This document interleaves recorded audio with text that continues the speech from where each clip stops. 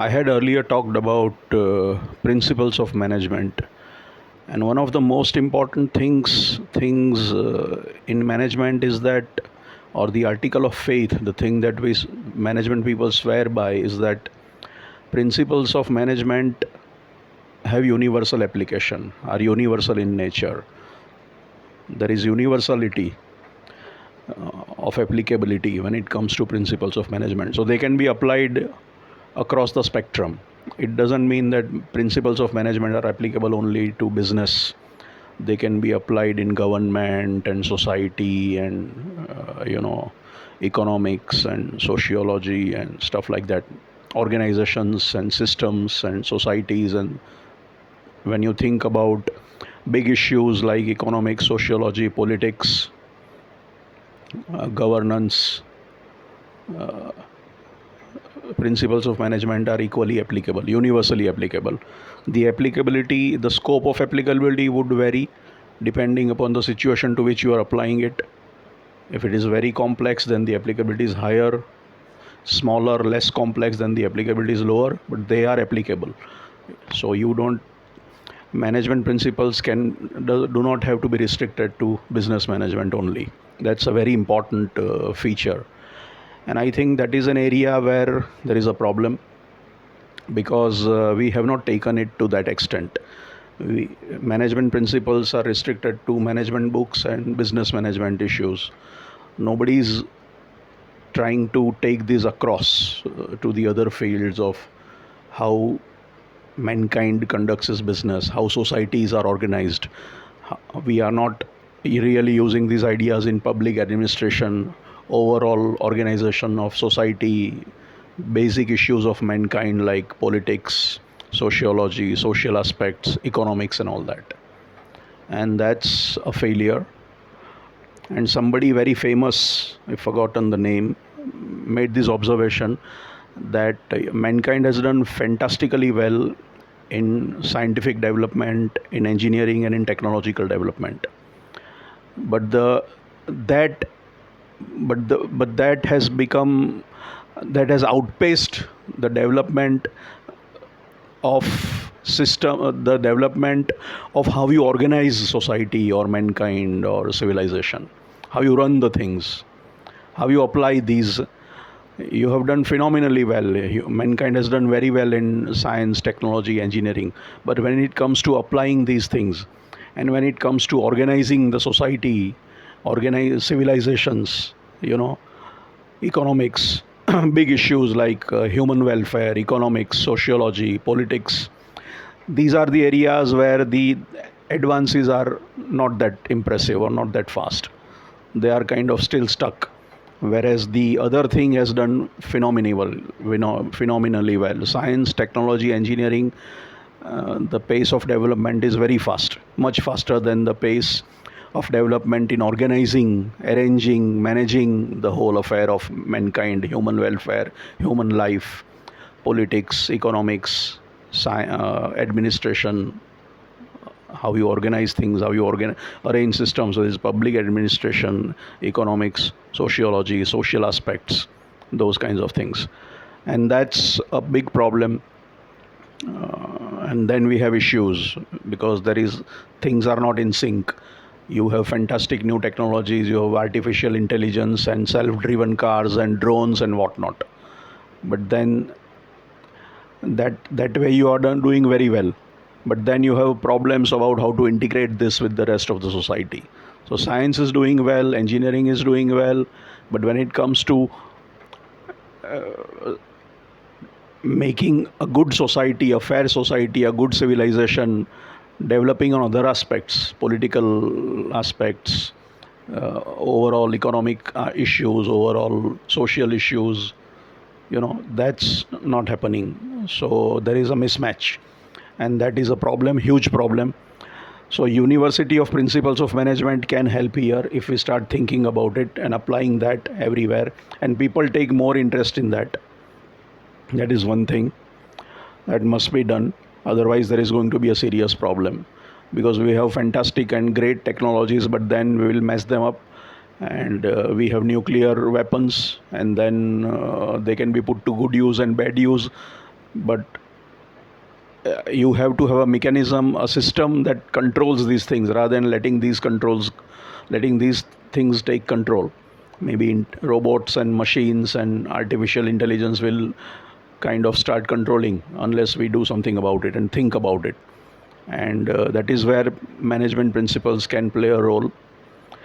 Why has this not really happened is that, firstly, science and technology and engineering has been an area of focus because it does well, so everybody wants to do that, and it gives you an edge in terms of economic power, military power, defense,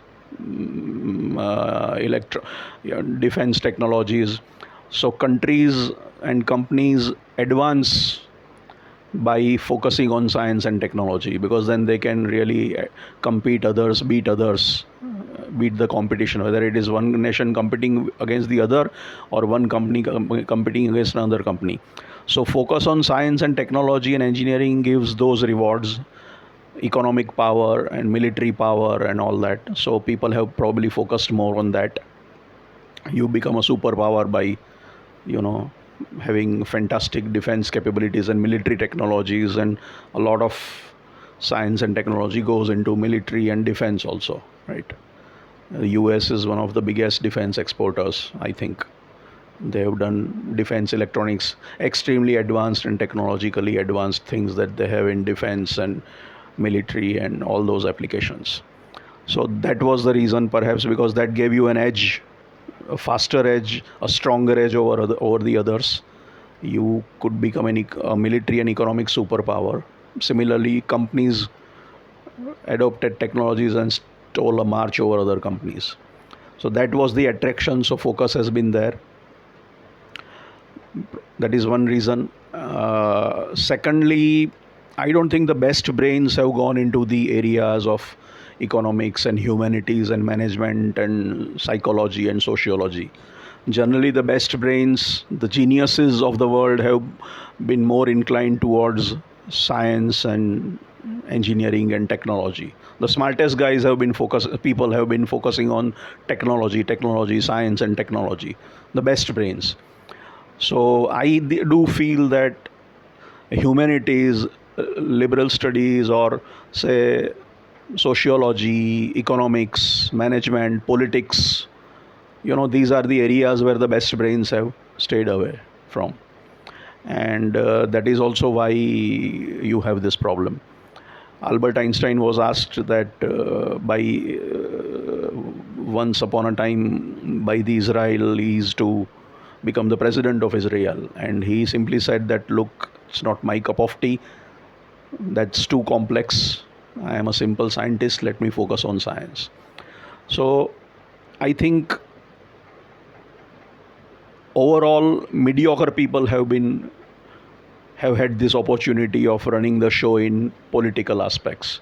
When it comes to running countries and running economies and running societies and running stuff like that, the best brains have not been there. So the mediocre people have got a free for all, and they have done phenomenal. They didn't have that competition from the best, so they did very well. They found that vacuum, and that is a problem. So I think that is probably the reason. We still haven't studied psychology, sociology, human brain, even medicine probably has not really been studied that well. Medical science is also not been studied that well. If we talk of alternative medicine, is something that nobody has really spent any real significant time and energy on that, whereas it is something that is fundamentally important to human welfare. Western medical systems are good, but what can we gain from other medicinal systems? Maybe there is something good there, but nobody has bothered to study. People have spent a lot of money on massive super colliders and large hadron colliders and all those kinds of big bang experiments of smashing subatomic particles together and all that. Fine, do that. And weapons and nuclear and mission to moon and all that sort of stuff. But things that affect mankind, psychology, medical issues, brain, these have not been studied. Consciousness, these have not been studied that well.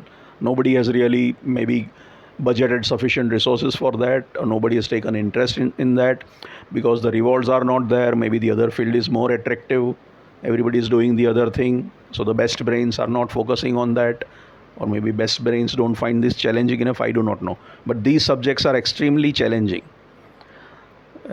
because they're messy. Human things are quite messy. Politics is messy, economics is messy, sociology is messy. There are ideological issues also. It's not just about ideas and concepts, it's also about ideologies. And it's messy. Whereas the other thing is tough but pure. So maybe, people don't want this messy thing. And human affairs are pretty complex. Not I mean, too many variables and all that, so can't really scientifically study that. So it's simple to focus on simple variables where you can isolate the effect of one variable and all that. So scientifically studying human affairs is difficult, very difficult. It's not even possible maybe, because you can't have universal laws of nature or about it. There can't be human sciences of that sort, or you can't have, because there is a lot of ideological issues that go into politics and economics, so it's not completely a scientific subject. But that doesn't mean that you should not pay attention to it and good people should not work on it. And that is what matters more than just developing drones and stuff like that. These things have to be kept up. So two things: principles of management are universally applicable, and people should start paying more attention to administration, this MBA and stuff like that, courses like that, and take those learnings, which again draw from various disciplines like sociology, psychology, and all that, and then try to apply those in public management and economics and politics and all that. And smarter people should start focusing on that and not leave this field humanities aspects to the mediocre guys. And mediocre people, you let mediocre people rule you ultimately, because you are too smart and you hate this business and you stay away from it, you stay away from administration. But that is where the power is. Even people who administer science are not scientists, and maybe the bureaucrat is running the thing and the guy who is smart is not running the things. In India, IAS officers run stuff or politicians run stuff.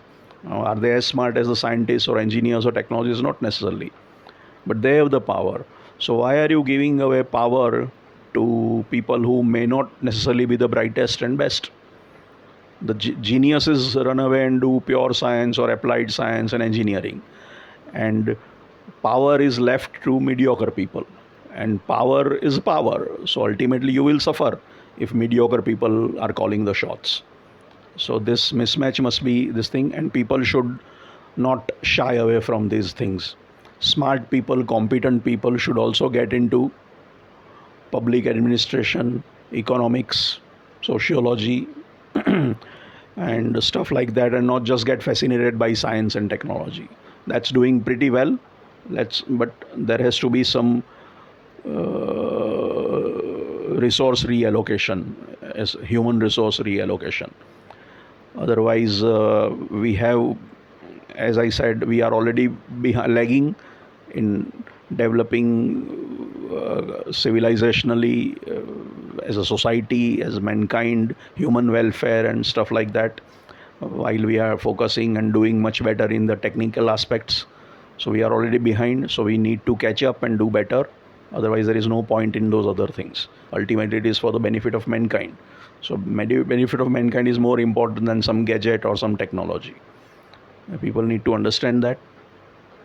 So people need to first understand management principles and try to apply it to those areas where they are not applied, like in economics and social sciences and stuff like that.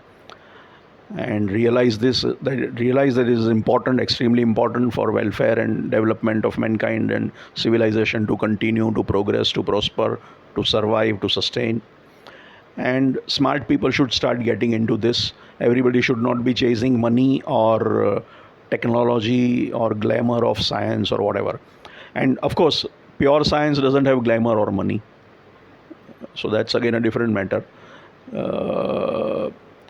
In India, pure scientists don't get paid that much, whereas the money is in technology and management and all that. But even when it comes to management, the best brains are busy doing, not doing public works which affect mankind or affect the country, but busy doing, working for multinational companies and selling FMCG products and making money. So the best brains are motivated by money.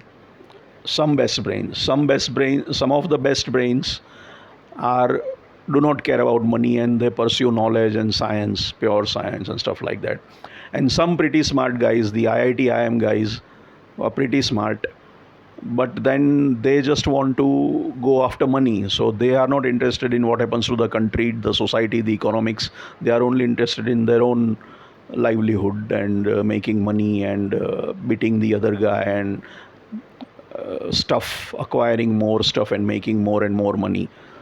So people with brilliant minds, IIT, IM types, getting into stock market and soft drinks and stuff like that, good, do that, but some of that must be diverted. Some of these IIT, IM types must get into public administration and economics and sociology and all those aspects. Why is everybody so crazy about money? What is the point of it beyond a certain number? So this skewed priorities is also an issue. So that's a major issue. Universality of principles of management, recognize that, start applying it, let smart brains get into that. First understand this universality part, and then let the smart brains get involved in those aspects and those affairs. That's important. We are already behind and we need to catch up pretty fast. Thank you.